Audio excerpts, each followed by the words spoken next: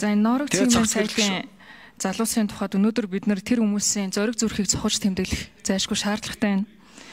Тэр сонгуулийн сурчлагын үеийн 18 оногийг баримтжуулаад бүрэн хэмжээний баримтат кино хийх хэмжээний материалын хүмүүс цуглуулсан.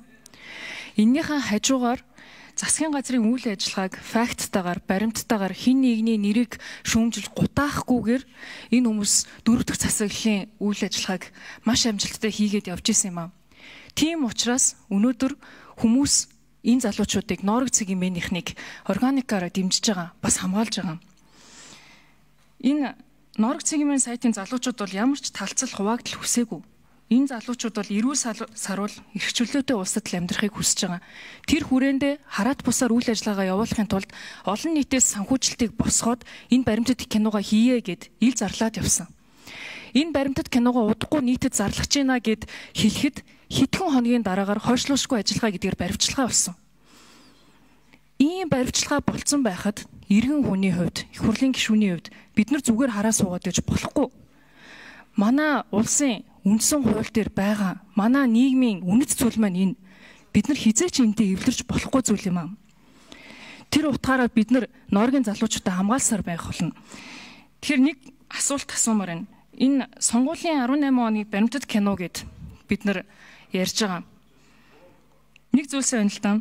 24 оны сонгуул болохоос 2-3 сарын өмнө 37 хөтөлбөрийг одоо тухайн үеийн эрх баригч нам Монгол Ардын намаас санаачлаад 658 тэрбум төгрөг гаргацсан байна гэдгийг энэ нээлттэй нийгэм форумаас тайлан дээр нь гаргаж өгсөн.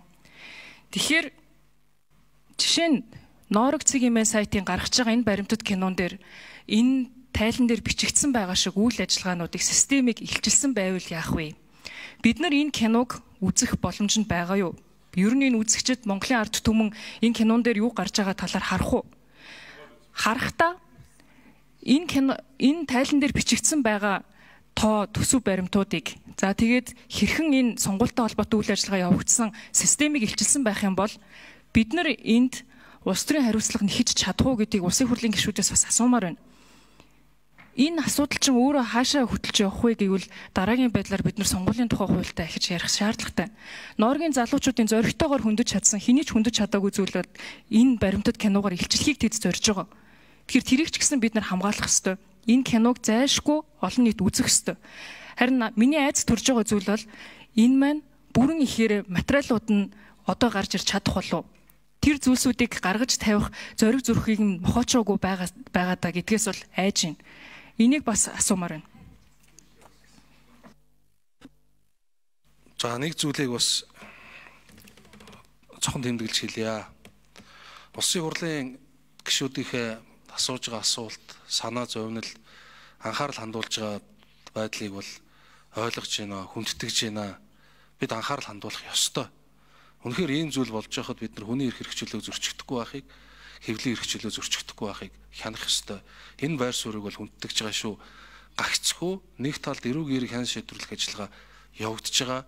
Учираас ингээд ийм тодорхой төрлийн асуудлууд дээр зарим зүйл нь тодорхойгүй, зарим зүйлийг хэлэх боломжгүй. За ийм асуудал байгаад байгаа шүү гэдгийг юуны төрөнд онцолж хэлье. За тэр кино гэсэн асуудал яриад байгаа. Яг үүндээ тэр кино ямар агуулгатай, ямар явааг мэдэхгүй байна. Гэхдээ үзлэг хийгээд хурааж авсан эд зүйл тоо ёсороо байх штэ. Энэ ерөөсөө эрүүгийн хэрэг хян шийдвэрлэх ажиллагаанд тавигддаг наазах стандартуудын нэг. Эндээс устдах, алга болох, үрэгдэх ийм байдал ерөөсөө гарч болдоггүй. Хуулиараа энэ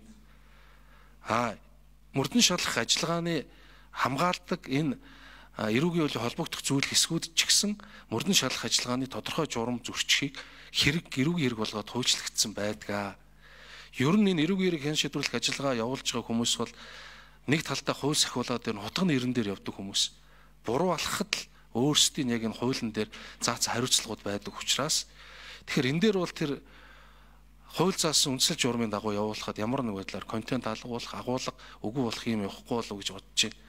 За тэгээд яг зөвөр улсын хурлын гишүүнийхээ хувьд хэлэхэд үнэхээр тийм сонгуулийн луур булхаа ийм зүйлийг илчилсэн юм байвал гараасаа гэж бас хүсэж байна.